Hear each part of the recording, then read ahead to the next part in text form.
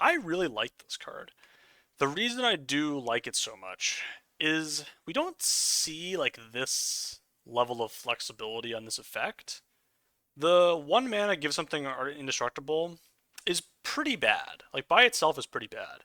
And the one mana deal two to a tapped creature is pretty bad. But when you put them together, I feel like that's like if you're behind, you're dealing two to their attacker. If you're ahead, and it hits tapped creatures, so it works on like the station. Like if your opponent stations their thing, you hit their tapped creature with this, boom. Like that's why like tapped creature is so nice. You get to you know what I mean? Take advantage of that.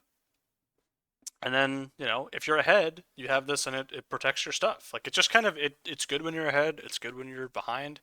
It's not perfect in either scenario, but I think this is great. So 4 mana 3/3 draw a card, if that were just what this card was, that would be pretty good. That would actually have a higher rating than the rating I've given this card. The reason the rating is lower is the conditionality of it all, right? Yes, this works with Warp, but that really is going to take till turn 6 in most games, or 6 mana, which is not always turn 6, it's usually turn 7. So that's a while. You can just run this out on turn 4 as a 3/3, but then you're playing a Hill Giant, which is pretty bad. I'm just going to be honest. Hill Giants aren't very good these days. So I do think this is very powerful, but I am very wary to give it a high grade because of how expensive it is to get going.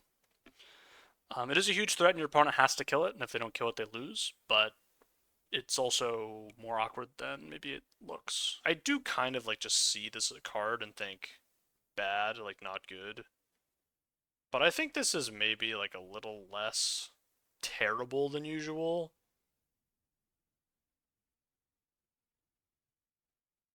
I just the not turning off abilities is so bad. Like sleep, like how good was sleep magic? Sleep magic was basically this, but maybe like maybe this is better than sleep magic. Sleep magic didn't. No, this is worse than sleep magic. Sleep magic wasn't even that exciting. I think tier 5 is probably a bit much though. I think I'll move it up to tier 4.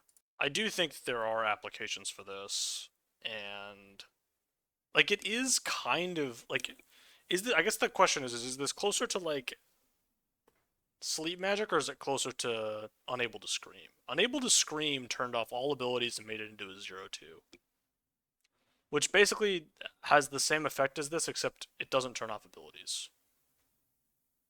Right? You think about it, that thing it turns it into a 0/2 and then they get one chump block with it usually. This they get one chump block with it, but they can't like scam you and then attack back.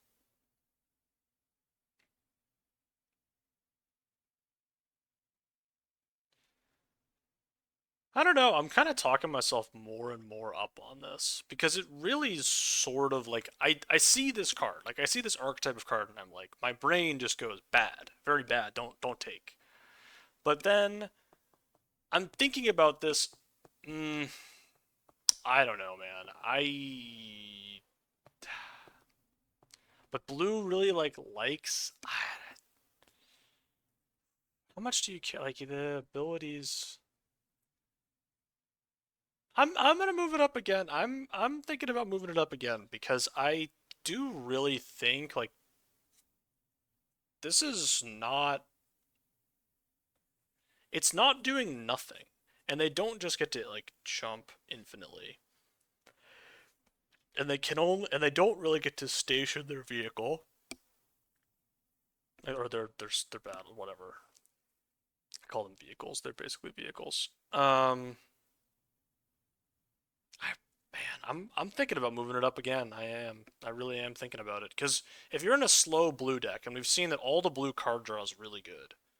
This is just like kind of sick. I guess there's the enchantment hate angle, but there's not that much just playable enchantment hate that you can main deck. And it is an enchantment in which there is some synergy. I'm moving it up again. I'm actually going to be a believer in this.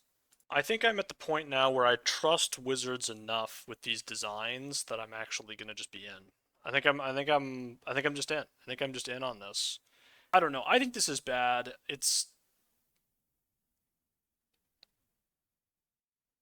You are.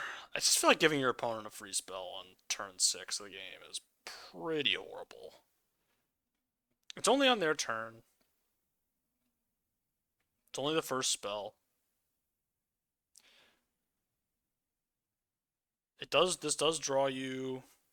They don't get to draw the. If they got to draw the cards, tier 5 is definitely appropriate. The question is, how good is it if the fact that they don't get to draw the cards? I'm still gonna leave it in tier 5. If I'm wrong, that's okay with me. I think it's bad. It is basically just a draw spell. Yes, you get to like if you get to untap, you're really happy. But there's so much good draw spells in blue. Like, why do you need this? Very interesting card. I've put it in tier 3, which I think is like a lot, but it does say warp on it, and that's the reason. The reason I've put it in tier 3 is it says warp on it. Um, this effect is kind of interesting. It just like gives you a good attack, and then you can also like sack your thing as well to like get it, make it come back as well, like with the warp, and then it just gets another good attack later on in the game. Again, it says warp on it. I'm respecting this card. I am looking at it right now, and I'm like, in a pack, would I really take this like pick 6? I think I would. I think I would really take this pick 6 and be pretty happy about it. So yeah, I really don't like this. And even though I talked a lot about like, oh, I really like just having a spacecraft is so good. Not having a 6 mana one's not really what I want. As we saw earlier, there's incidental artifact hate in the set in various places, including red. And my 6 mana 6/5 flyer with haste, which is a really good rate, needs to have a creature in play for it to do anything. Like, it's just a 6 mana 6/5 flyer if you don't have the ability to give it haste, right? And then if you're giving it haste, you're basically crewing it, which is good. It is good. Like, when on turn 6 you go, I'm going to cast this and attack. That's good. It's a 6 drop though. I guess the one thing to think about is red is a color that gets some amount, like a little bit more lander tokens. So you could say I can get to turn 6 faster or to 6 mana faster, and that's true. So maybe this is just, you could think about this as costing 5-ish because there's a lot of ways to ramp in the set. You still gotta draw the lands and cast them on time, and your opponent still has to like not have a removal spell. Your opponent having a removal spell is still pretty bad with this, right? Like you play it on 6, try to attack, they kill it. You're pretty bad. There are a lot of the removal is sorcery speed, but there are a decent amount of instants too. Bounce spells. Yeah, I'm just off this. It could surprise me. It does have haste, but we've just kind of seen these style of cards be kind of bad for a bit now. Like these big things with haste that need like a little bit of help. They just tend to not be as good as they sort of read. And I'm wary about that with this card at the moment. So, I mean, this card's just the nuts also. 2 mana deal 3.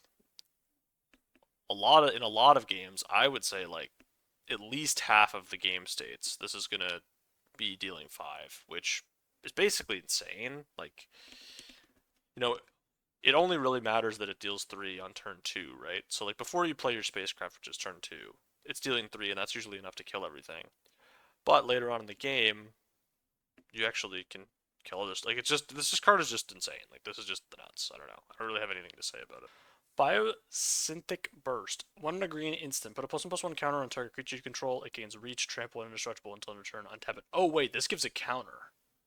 Oh, I thought this was just Gaia's gift, that where it just gets +1/+1 until end of turn. That changes everything. This is insane. Then we're actually gonna.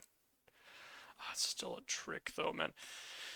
Combat tricks suffer from my rating system because they are combat tricks and you don't take them as high. Like, but this is really good. I'm actually gonna move this up to tier 2. I'm gonna do it. I could see myself pack one pick winning this some percentage of the time. Like I could see it happening. This card is that good. On power level.